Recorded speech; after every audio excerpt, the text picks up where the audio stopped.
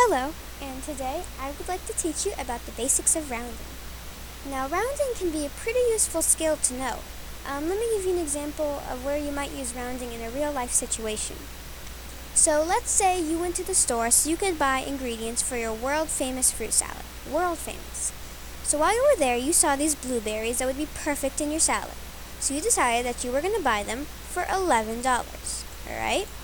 And then you saw oranges that cost $13. So you decided to add those to your cart. And then you decided that I want to top it all off with some delicious bananas, alright, ripe bananas. So you put those in your cart, and they cost $16. Now you realize you only had $40 with you to pay for all the ingredients. And to find out if you had enough, you would add up all the costs and see if that cost is higher or lower than 40, so you know if you have enough money. Now there's a problem. Adding up all these numbers in your head is going to be pretty difficult, and you don't have a pencil and paper or a calculator, so what can you do? You can round the numbers. Rounding makes the numbers easier to use, okay? Easier to use in your head, easier to add, subtract, and so on. And when you round the numbers, it will give you an answer that's close to the real answer. Not exactly, but close. And I'm going to show you how to do that today. So let's say we wanted to round, 27, okay? 27. Now I'm going to show you step by step how we would do that. Now whenever you round, you're going to be rounding to a place value, like nearest 10, nearest 100, nearest 1,000. So for this example, we're going to round to the nearest 10, okay, the 10 place value. So the first step is to underline the place value you're rounding to. In this case, we're going to underline the 2 because the 2 is in the 10's place value. The next step is to look at the number to the right, alright? And now we're going to circle it, alright, just so we know what we're looking at. Now, there are two things that might happen. There are two things that you could do depending on what the number you circled is. If the number that you circled is between 0 and 4, you're going to round down. If the number that you circled is between 5 and 9, you're going to round up. And I'm going to show you what each of those means. So let's go back to this example, our example. Now 7 is between 5 and 9, so we're going to round up. Rounding up means you're going to be changing the place value you're rounding to, the number in the place value you're rounding to. And we're going to be changing it by adding 1 to it. We're going to make a number higher. So the 2, since we're rounding up, this 2 in the 10's place value is going to become a 3. Okay? And then all the numbers after the place value you're rounding to become a 0. And since there's only one number after the place value you're rounding to, we're only going to put 1 0 because only one number is changing. And that's it. 27 is going to round up to 30. Let me give you another example. Let's say now we were rounding, instead of 27, let's round 23. Alright? Let's do the same steps again, step by step. So let's round again to the nearest 10. So first step, underline the place value we're rounding to. Okay? And then we're going to look one number to the right, and then we're going to circle it. Remember, we're underlining and circling just so it makes everything easier to look at, so you don't get confused. Alright? Now remember, if our number that we circled is between 0 and 4, we're going to round down. If the number we circled is between 5 and 9, we're going to round up.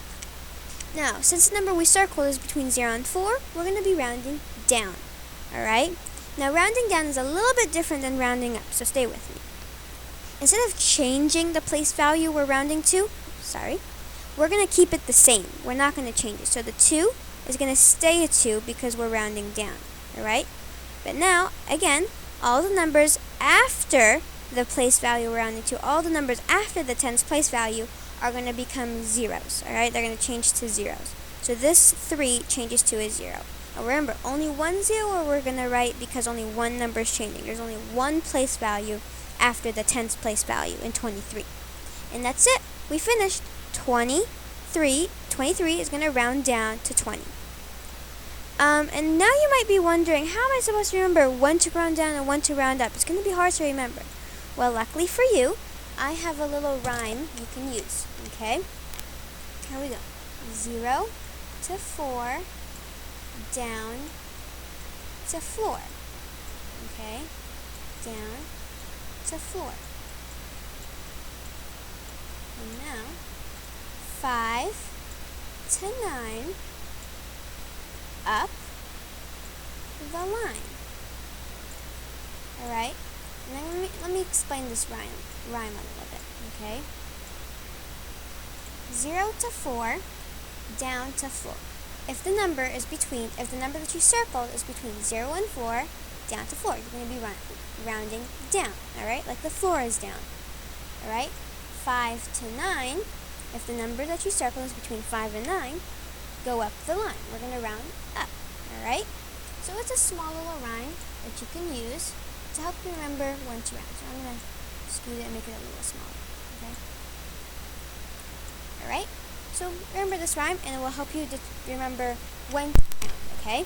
Let's do one more example, and then I can explain to you why all this works this way, alright? Let's say we wanted to round this time.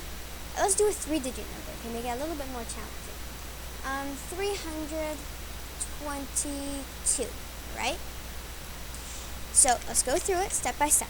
Let's say this time, instead of rounding to the nearest 10, let's do the nearest 100, because remember, you can round to almost any place value.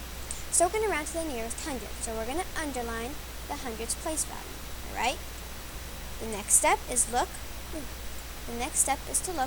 one place value to the right, one digit to the right, and circle it so we know what we're looking at. Now, let's look at our rhyme right here. We circled 2, right? Because it's one place value to the right of the hundreds place value. So, let's look. 2. Is it between 0 and 4 or 5 and 9?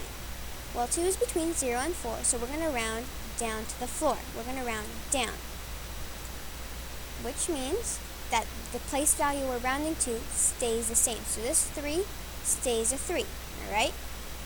And then all the numbers after that become a 0. So this 2 becomes a 0, and this 2 becomes a 0. So I hope you understand why we're writing 2 zeros this time, because there's 2 numbers after the hundreds place value.